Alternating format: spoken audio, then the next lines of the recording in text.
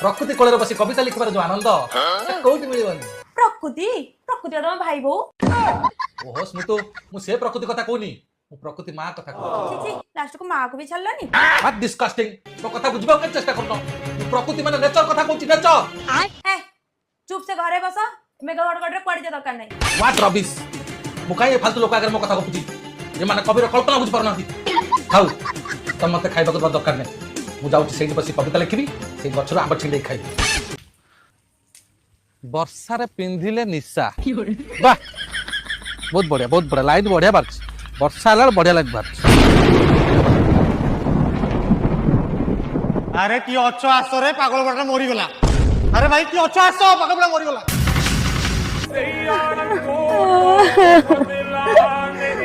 sir दो आउ काई बसिया मैसेज आइला मोहन भाई आगामी 3 घंटा मध्य वज्रपात सहित वर्षा